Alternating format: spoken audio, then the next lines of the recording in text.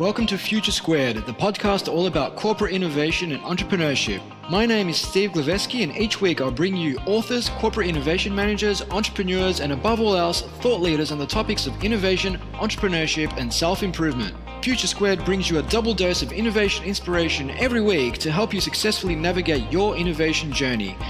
Every Monday, I'll bring you a world-class thought leader such as Steve Blank, Alex Osterwalder, Neil Patel, Rand Fishkin, or Whitney Johnson, just to name a few. While every Friday, I'll bring you some quick digestible insights myself to help end your week on a high before you head off for the weekend. Future Squared is proudly brought to you by Collective Campus, an innovation hub, school, and consultancy that works with large organizations to help them adopt the mindset, methodologies, and tools required to explore new business models and disruptive innovation in an era of rapid change. If your organization needs support coming up with ideas, testing and turning those ideas into reality, incubating teams, driving cultural change, or connecting and partnering with startups, then visit Collective Campus online at www.collectivecamp.us. And without further ado, here's today's podcast. This episode of Future Squared is brought to you by Spigot, the largest provider of innovation management software to some of the world's foremost companies, including the Commonwealth Bank of Australia, Westpac, CSIRO, Westfield, AT&T, Citi, Coca-Cola, MetLife Insurance, Pfizer, Sprint, Unilever, and many more. Spigot has powered innovation and process improvement for large enterprises, enabling them to engage with their employees, customers, and partners to build a culture of innovation. Spigot is recognized by both Gartner and Forrester as the leader in the innovation management sector. For a limited time, listeners of Future Squared can get 10% of Spigot's innovation management platform. Taking advantage of this offer is super easy. Simply sign up for a demo at futuresquared.xyz/Spigot. That's SPIGIT. And now for today's episode. Welcome back to Future Squared. Before I introduce today's very special guest, please remember to vote if you haven't already for Future Squared as part of the Australian Podcasting People's Choice Awards, which you can do in less than 30 seconds over at bit.ly/Future Squared. That's bit.ly/Future Squared, all one word. Polls close on February the 1st, so please make sure to get your vote in before then. Okay, so now for today's intro. Tim Harford is the author of the bestseller, The Undercover Economist, and is often known as such. He's also penned Adapt, The Logic of Life, and is a member of the editorial board of the Financial Times, where he also writes the Dear Economist column. Tim has just released Messy, The Power of Disorder to Transform Our Lives, a book which New York Times bestselling author Adam Grant says is utterly fascinating. The book celebrates the benefits that messiness has in our lives, why it's important, why we resist it, and why we should embrace it instead. Tim is a regular contributor to Slate, Forbes, and NPR's Marketplace. He was the host of the BBC TV series Trust Me, I'm an Economist, and now presents the BBC series More or Less. Harford has been an economist at the World Bank and an economics tutor at Oxford University. Malcolm Gladwell says that every Tim Harford book is a cause for celebration. So with adulation like that, I simply couldn't let Tim get away with just a 30-minute interview when there is simply so much to talk about. So he'll be joining me, and by extension you, again next month for part 2 of this interview. But first, I bring you part 1 with the one, the only, Tim Harford. Welcome to the show, Tim. Thank you very much, Steve. It's an absolute pleasure to have you on the program. Did you manage to get much time off over the festive season? Well, they say a change is as good as a break. I spent a lot of time catering for visiting friends and relatives. That was good, but I wouldn't exactly call it a rest. Fair enough. And do you have a specialty dish of choice, or?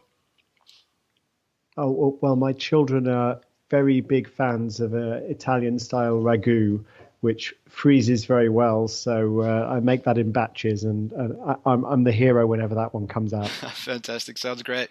Look, let's get right into it, Tim. You're no stranger to the author circle. Having written classic books like The Undercover Economist, and more recently releasing Messy, The Power of Disorder to Transform Our Lives, which Adam Grant, bestselling New York Times author, says is utterly fascinating. So congratulations on the release of your latest book. Well, thanks very much. And it was very kind of Adam to say that. I think his books are great. So it's always good when people you respect say something nice about you. Yeah, definitely. And there was no shortage of, I suppose, people that you respect saying nice things about you. I think it was Malcolm Gladwell who also said, every Tim Harford book is a cause for celebration. So it doesn't get much better than that. But I guess on the book, it opens with a story about a jazz pianist and a concert that almost didn't happen, but gave us his most popular work. What can you tell us about this story? So this was Keith Jarrett, amazing American jazz pianist, Hmm. and the concert in question took place in 1975. It was organized in Germany by this just a kid, really, a girl called Vera Brandes. She's just 17 years old, huge fan of jazz. So she starts organizing her own concerts, and almost immediately she lucks out. She manages to persuade the Cologne Opera House to host Keith Jarrett, and it's going to be a sellout improvised concert. 1,400 people, Hmm. absolutely packed house. And Jarrett's style is he just walks out there and he sits down at the piano and he begins to play. There's no rehearsal, there's no sheet music, off he Hmm. goes. Wow. But there's been a mistake, Hmm. and the piano is basically close to unplayable. It's out of tune. Lots of keys are sticking. It's too small for the venue. Basically, it's a rehearsal model. It should never have been on the stage. It's been brought up by mistake. And of course, Jarrett initially refuses to play. But when he's faced with this poor kid, Vera, this is the first concert she's promoted, and 1,400 people are going to show up. They're going to rip her apart if he doesn't play. So he's sort of guilt tripped into it, and he thinks it's going to be a disaster. He and his producer decide they're going to record this concert as a documentary record Hmm. of a musical car crash, but in fact, it's a masterpiece. Mm. And what Jarrett finds as he's playing is that all the adaptations, all the changes he has to make, because it's a bad piano, they don't make the piece worse, they make it better. Mm. And I suppose in many ways, Messi, the book starts with that concert because it's an exploration of, well, why do suboptimal circumstances, to frustrations, to obstacles, to problems, why do they sometimes actually lead to a better performance rather than a worse performance? And yet, why do we resist? Yeah. Like Keith Jarrett, we don't think, oh, this is a great opportunity. We think this is a screw up. This is a mess, and we don't mean it as a compliment. Yeah, so he pushes back against that resistance. And it's funny you mentioned, the piano was of a poor standard, sticky keys and so on. And actually it reminds me of Tony Iommi, the guitarist from Black Sabbath. Back in the early 70s, before Black Sabbath took off, I think it was actually the late 60s, he worked in Birmingham in a metal foundry, and I think he worked on a metal sheet press. And essentially a couple of his fingers, or the tips of his fingers, were accidentally cut off.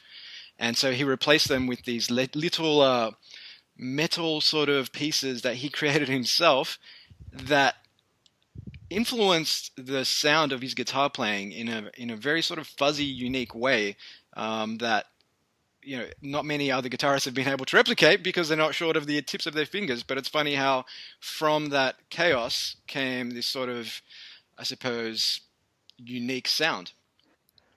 Absolutely. And I think there are a couple of things going on in this sort of example. Mm. So one is the fact that I interviewed Brian Eno for the book, great composer and producer, Mm-hmm. worked with David Bowie, with U2, with Coldplay, with the choreographer Twyla Tharp and the minimalist composer Philip Glass, and all these amazing people.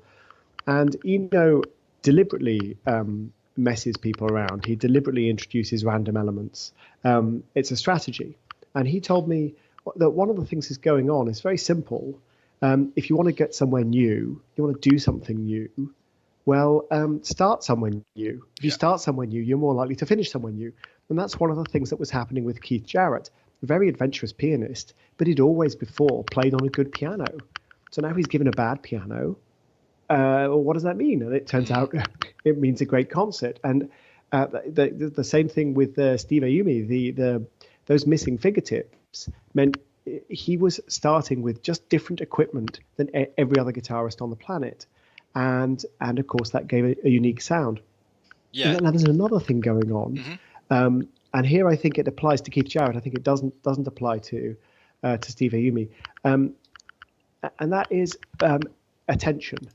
So Eno says if you're doing the same tidy routine every time, you always start with the same equipment, always start in the same place, you start to get bored. Mm. And when you get bored, that is the enemy of creativity. Mm-hmm. But on the other hand, if you feel a little threatened, you're in a different place, it's an unfamiliar situation, you're surrounded by something that's new and fresh and maybe a little bit frightening, then you have attention. You are paying complete attention. And when you're alert, that, of course, is the friend of creative work. So, yeah, I think both of those things help to explain why Keith Jarrett produced this amazing performance. Yeah, and definitely, and I'm a big believer in Robin Sharma's philosophy that greatness begins beyond your comfort zone. And I'm not sure who said it, but it was said that the comfort zone is a beautiful place, but nothing ever grows there.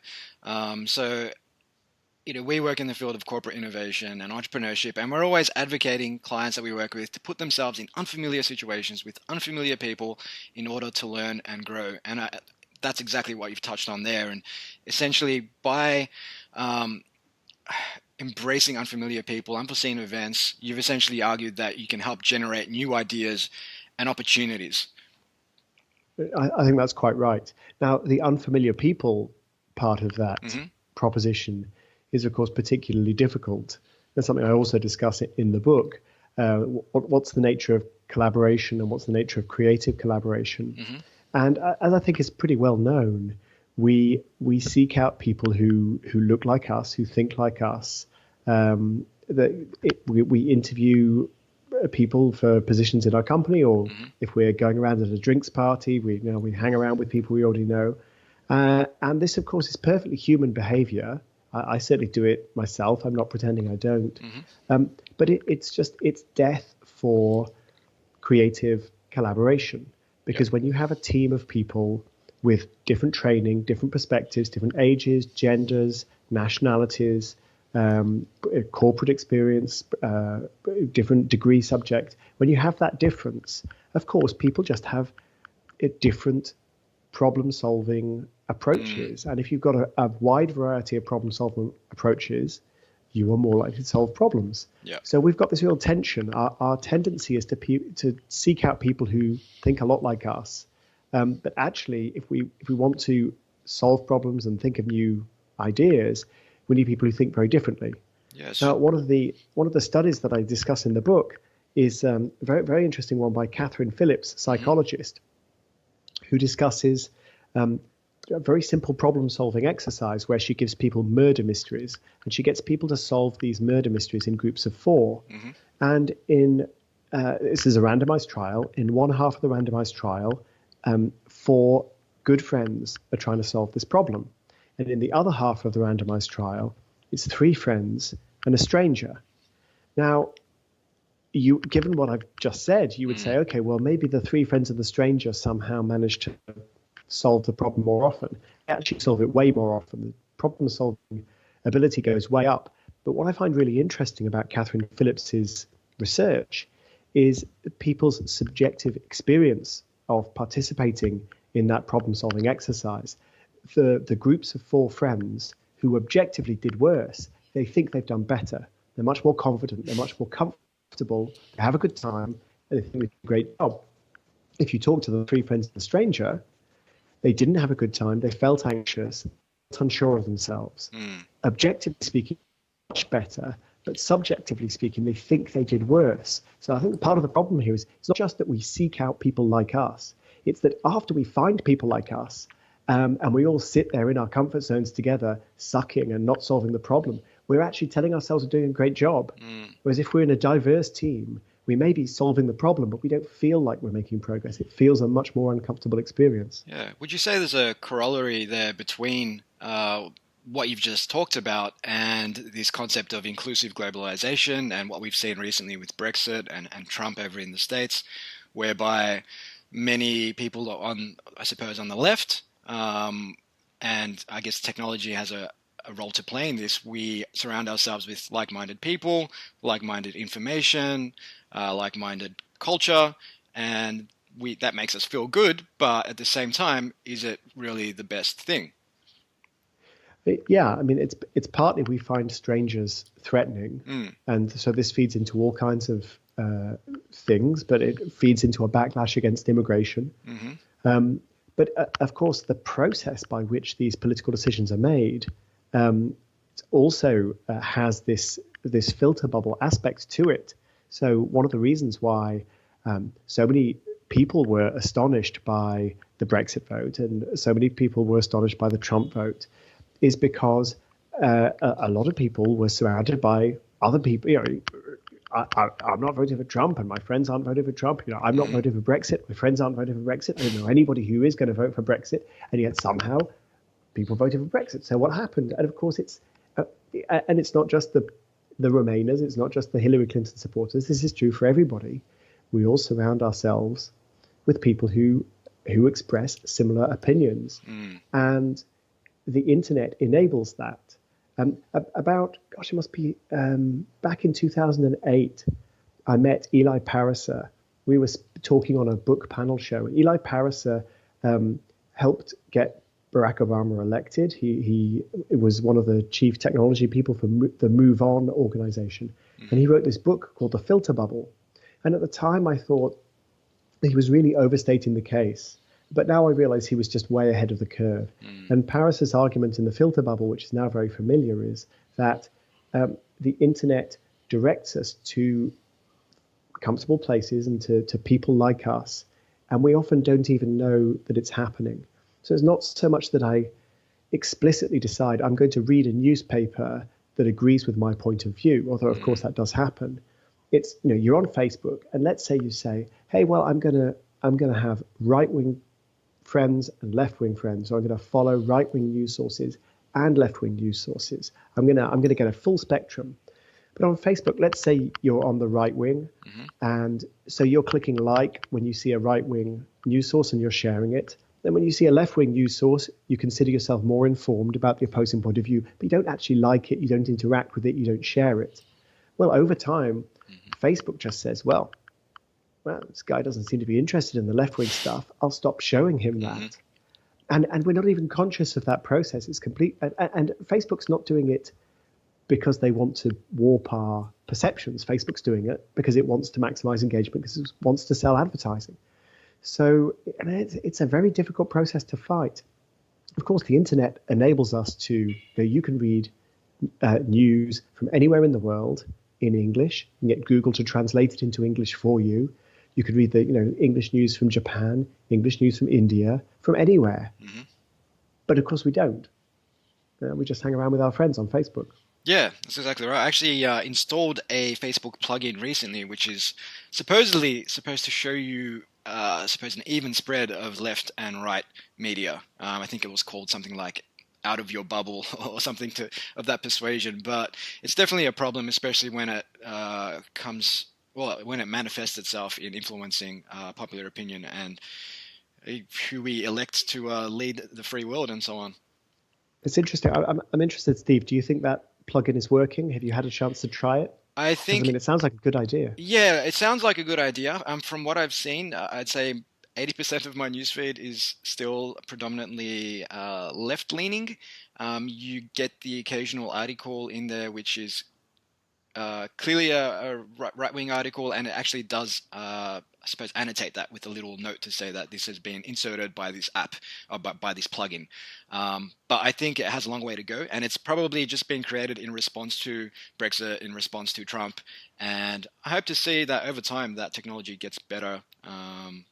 And yeah, but definitely with Facebook and people checking their phones more than, in some cases over 150 times a day and constantly consuming social media, whether that's a good thing or not. We won't go into that right now, but it does play such a big role in influencing that opinion that such plugins, I think, will become much more important over time. Yeah, I mean, there is an alternative, which is to spend a lot less time on Facebook. But Yeah, that's yeah, right. that may be a lot of people's New Year's resolution. It's certainly mine. Yes, yes. I definitely added that to my goals for the year. But we'll move on. So, in the interest of time, we've got 12 minutes. I'm just going to try and squeeze as much good stuff as we can into this too. You've talked about getting people from different backgrounds together to solve problems and so on. But on a bigger scale, on an organizational scale, our organizations have traditionally been built around tidiness and structure and business units and ultimately silos.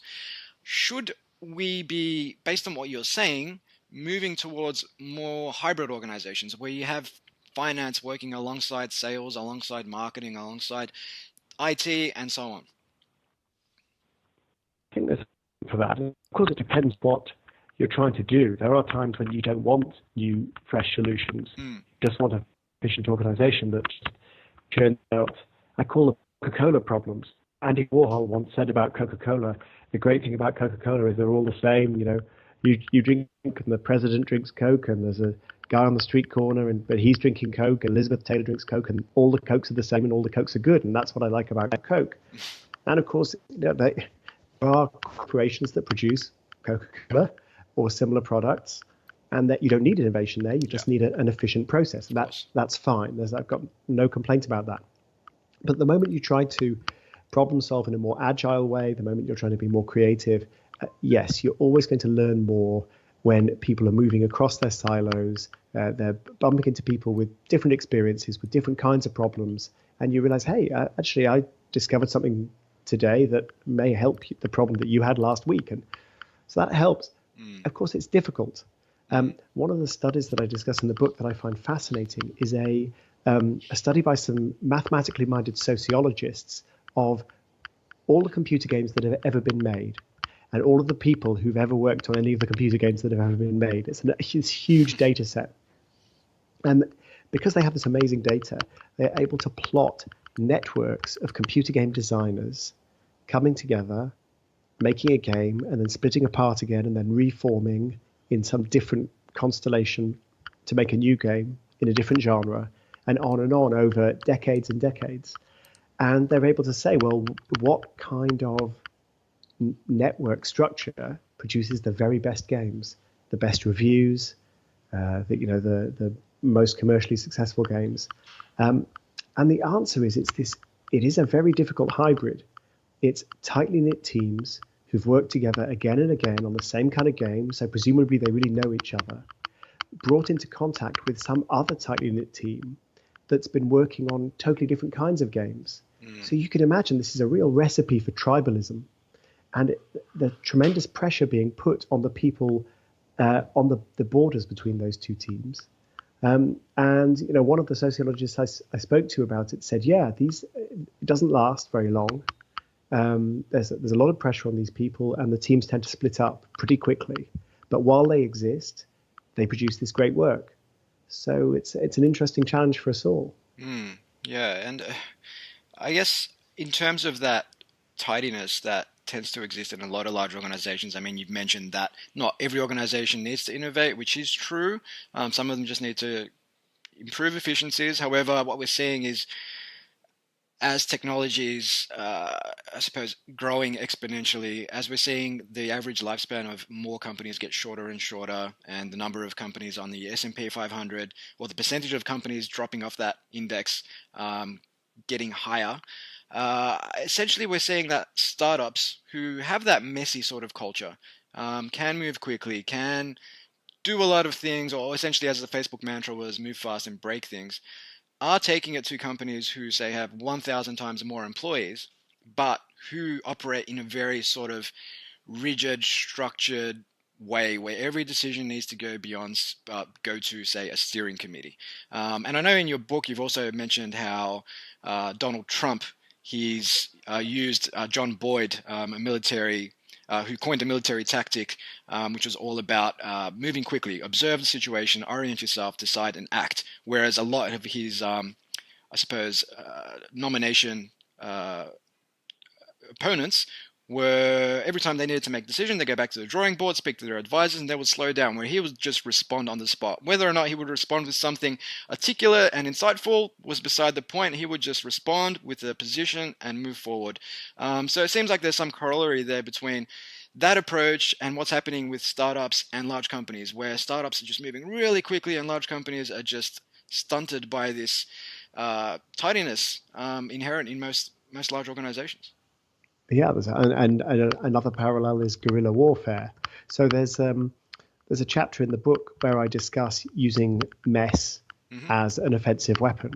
You're in a corporate environment, maybe you're competing for customers, or maybe it's a political environment, you're competing for voters, Hmm. or maybe it's a military environment, you're trying to kill the other guy. In all of these cases, there is a case to be made for acting in a very rapid, often quite disorganized, not properly prepared, maybe even slightly random way. Mm. Because although that will place your side under a lot of stress, and things will get broken, and a lot of things will go wrong, you're placing your opponent under even more stress. Mm. And if so, one of the things I must think about the Trump campaign is, I think if you'd been there in the Trump campaign, you would have said, this is just chaos. These guys don't know what they're doing. But then I think if you'd have gone over and had a look at what he was doing to the mindsets of Marco Rubio or Jeb Bush or all his rivals from the nomination, in the end, of course, Hillary Clinton as well, Mm. I think he was creating even more chaos on the other side because they just didn't know how to respond. They weren't quick enough. They'd go back to their focus groups, they'd hone their speeches, and Trump would just keep changing the news agenda. And Mm. one of the parallels I discuss in the book is Adolf Hitler's favorite general, Erwin Rommel, Hmm. sadly a very, very effective military leader. Um, but another parallel I discuss is Jeff Bezos at Amazon, Hmm. and particularly the early years of Amazon, where if you had been with the Amazon team, you would have said, "This is shambolic. These guys don't know what they're doing. They're totally out of their depth." But then I think if you had gone over and sat with Barnes and Noble, you would have said, "Ah, now I get it. Mm. Barnes and Noble don't know what's going on. They can't react fast enough. They're trying to get all their ducks in a row. And while they get all their ducks in a row, Amazon are just pressing forward and winning market share and making progress." And that was a very explicit decision that Jeff Bezos made. He was very clear about this. Yeah. That yeah, he would cause a lot of trouble in the warehouses, and he'd put his staff under a lot of pressure, and he'd make mistakes. But if he didn't act quickly, Barnes and Noble would crush them. So Mm. he preferred the messy strategy to this highly prepared, highly organized approach that suits a larger company. Yeah. So essentially the lesson there is that speed, messiness, chaos can trump the resources and networks of a much bigger, well-established organization. Yeah, and one of the other case studies in that same chapter is the SAS, Hmm. the British Special Forces, and the way the SAS was created during the Second World War.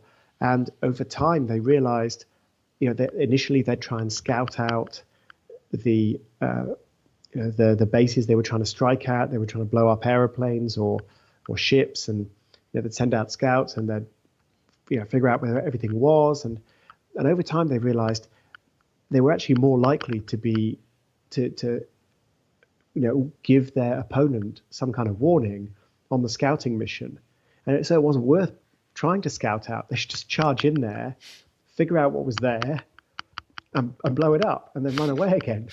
And okay, that was much messier, and you wouldn't necessarily know what you're going to encounter, but the element of surprise was everything. And when they tried to scale it up and be more prepared and bring more men, it just didn't work. Mm. No, that makes a lot of sense. We've only got a few minutes left, and one question I wanted to touch on, Tim, was the corporate concept, and I'm going off on a tangent now, of inbox zero. I mean, a lot of people I speak to in corporate circles are hell-bent on getting to inbox zero, and I mean, I interpret this as just being really good or really focused on being reactive to other people's demands on your time instead of using your time effectively towards your and your organization's goals. I mean, what's your take on this? And are people essentially wasting their time trying to get to inbox zero? Well, I mean, I was on inbox zero when you called me, so I can't complain too much about that. Although, I guess what I'm really saying in the book is that you don't want to spend all your time trying to get your email organized. Mm. So if you want to leave a bunch of stuff in your inbox, that's fine.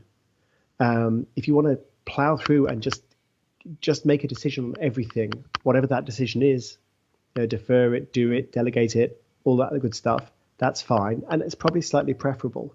But what you don't want, the total disaster that so many people fall into is, well, where should I file this email? It's an email from my boss about Project Zeta and also about the after office party. So should I file it under boss, or I could file it under Project Zeta, or maybe I need to file it under social because it is the office part. Or maybe I could find a duplicate. And you don't want to be that person, and it's very easy to be that person. Yeah. And at the time we spend organizing these systems is often counterproductive. And one of the people I talked to while working on the book was the psychologist Steve Whitaker, who's wonderful. He's just published a book called The Science of Managing Our Digital Stuff, which is quite academic, but it's really interesting. He just studies how we cope with digital documents, paper documents, emails. And one of the things that Whitaker finds is in your efforts to clear your inbox out or to clear your desk, what people often do is prematurely file. I love the idea that there's this technical term, premature filing. And premature filing is where you try and find a category to put this thing in, to get it out of your inbox, to get it off your desk. And then it feels tidy because your inbox is empty, your desk is clear, but actually you haven't really made a decision. You don't really know where this thing is because your filing system won't make sense to you later because you put it all together in a hurry. And you've probably still got a bunch of anxiety because you haven't actually responded to the email. So if you keep your email slim and you keep your desk clear by making quick decisions, that's fine. But if you keep your desk clear or your inbox clear by creating complicated filing systems, you're in real trouble. And you're better off just leaving the stuff in a big pile of paper on your desk or leaving the emails in your inbox. That is better than trying to organize them over much. Yeah. As with Coca-Cola, there are exceptions. If you work as an accountant and the email is coming in a highly structured fashion, there may well be a filing system that works perfectly. But for most people in a messy world, information's coming in. We don't really know quite how to process it. We don't really know quite what it means. And letting it sit on your desk or in your inbox while you understand it a bit better is not necessarily the disaster that it at first seems. Yeah. And you touched on clean desks there, and I know that's something else that your book goes into, but in the interest of time, we won't touch on that. But I would like to spend the next 2 minutes on our lightning round. Have you got 2 minutes to spare, Tim? I certainly have, Steve, with pleasure. Fantastic. Okay, so question number 1, Tim, is if you could work for any company at any stage of the company lifecycle, who would it be and why? Oh, wow. I think I would have loved to have worked for Edison in the late 19th century. It would have been fascinating because he was the guy who turned innovation from this kind of backyard thing into a process where you've got a lot of people involved collaborating together and experimenting. Absolutely, this is the thing we do, and we just need to maximize the number of experiments we carry out. Yeah. That would have been interesting. And he definitely brought the whole concept of failure as learning into the public consciousness with his classic quote, I haven't failed, I've only found 999 ways that didn't work, alluding to his invention of the electric light bulb. Moving on, question 2. One of my previous books was all about failure. It's called Adapt. It's all about experimentation. So big fan of Edison. Anyway, question 2. Question 2 is if you could ask anyone a question, dead or alive, who would it be and what would you ask? Oh, gosh. These are good questions. I'm not being very lightning. I would like to ask Martin Luther King whether he really did make up the second half of the I Have a Dream speech. Yeah. Because that is something I write about in the book, and it does seem that he basically made it up on the spot, and that accounts for some of its power. Yeah. So, the power of improvisation. But you Yeah. never know. Maybe he kind of secretly planned it all out and didn't tell anybody. Possibly. I know you talk about that where you say that he was initially quite scripted, and it wasn't until he dropped the scripts and improvised that the power of his word was a lot more powerful because it was coming from a genuine place. It was coming from the heart. And he was responding to the situation. That's the Mm, thing. It's partly the energy of improvisation, but it's partly also mm. the improviser is able to listen and to respond to the situation around them. Excellent. And finally, question number 3, Tim. I like to get into the heads of high performers like yourself, and simply ask, how do you stay on top of your game? Do you have any daily rituals or routines that you partake in? Um, I probably have a whole bunch of daily rituals, but I don't think of themselves as rituals. I have 3 kids, Huh? so the morning ritual is get the kids out of the door. Um, I would say the most important thing is a habit that I have of asking myself, what did I learn? Hmm. And my wife's very good at keeping me on track with that. So whenever something's gone well, we reflect on that and say that seemed to go well, and let's make sure we do it again like that. And if something's gone badly, we just say, okay, well, what do we change? Mm. And that's true whether it's an argument with a child or a family gathering over Christmas or a holiday, or just in my work life as well. I guess that's the key habit. I'm just always asking myself, just if there's one thing that I could have done differently, what would it be? Yeah, no, that makes a lot of sense. And I think that constant reflection, not just around New Year's time where people are setting resolutions, but that constant reflection around what am I doing that's working, what's not, maybe on a weekly, monthly basis, whatever it is quite important. So thank you so much, Tim.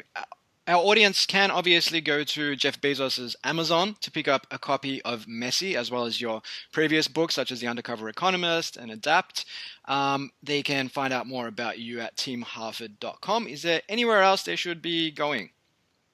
TimHarford.com is a good place. It rounds up everything. I'm on Facebook, I'm on Twitter, Hmm. but personally, I'm a good old-fashioned RSS blog kind of guy. So Uh-huh. I'd encourage people to go to the website. Fantastic. Well, thank you so much, Tim. I will let you get to sleep because I understand it's about 11 p.m. over there in sunny old Oxford. And thank you again for giving up some time today to speak to our audience. It's my pleasure. Great to talk to you, Steve. Thanks very much. Cheers, Tim.